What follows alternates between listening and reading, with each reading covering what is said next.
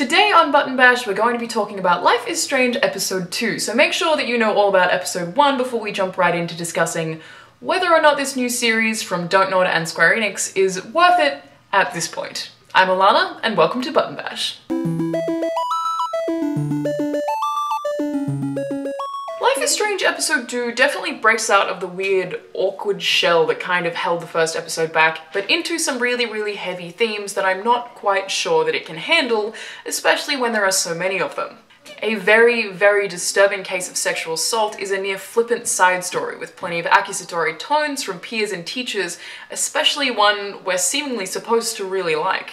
Themes like this are actually great in video games in my opinion because it matures the medium, but not when they're shoehorned in as exciting conflict rather than primary themes like they should be. While Max Caulfield's a photography student who has somehow gained the ability to rewind time and thus alter any actions or choices from her recent past is brought into this situation, she spends most of her time in episode 2 trying to entertain a long-lost friend, Chloe, who has just started to believe in her superpower. Episode 2 starts out with Max asleep. Her phone buzzes as she lazily hits snooze, then eventually crawls out of bed and into the shower.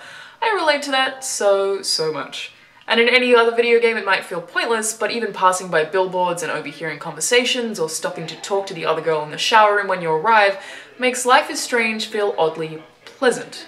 It's kind of homely. The biggest issue that I had with episode 1 was the really awful dialogue. A small team of Frenchmen worked on a game about female American high school characters, so it's kind of understandable. But for the most part, aside from a few little weird hiccups, they did fix this, thankfully, and it really allows the character arcs to kind of shine through rather than being just frustrating at how unrealistic it all is. Relationships are a huge focus in this game. Whether it's from the unrealistically petty mean girl Victoria as she tries to ruin everyone's lives, or between Max and Chloe, reunited friends that have very obvious comfort in one another's company despite supposedly spending years apart.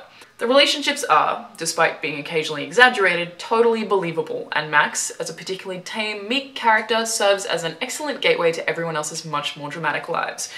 Of course, she can reverse time, which is, a little bit more dramatic. Just a little. Max's ability is tested much more excitingly in episode 2, with the dialogue choices you have the option to make actually making me pause for quite a long time to think, and outcomes making me second guess my choice every time without fail. The weight is there and it feels like it's growing, with the town almost about to face some freak storm, with Chloe in trouble for some debt that she has with a drug dealer, and with the town's local psychopath, whose family apparently owns everything including the police, taking steps to haunt me for previous choices that I made against him. It's intense. Episode 2 also adds a new theme. If Max uses her time reversal ability too often, she'll get a nosebleed or potentially pass out, but this is really only influenced by the narrative. While the idea of her being negatively influenced for using her powers adds to the story, it's completely shallow in a gameplay sense. It's a lie, really, an inconsistency. At one point, you have to save someone from dying in the game by switching a train track, but you can reverse time as many times as you like. At other points, when the game decides, Max will get a blood nose. It's entirely scripted, there's no rewind bar, no countdown timer, nothing to let you feel this mechanically. It seems kind of like a wasted opportunity. So I guess I'm fairly split on this one. I'm interested, absolutely, but also really confused.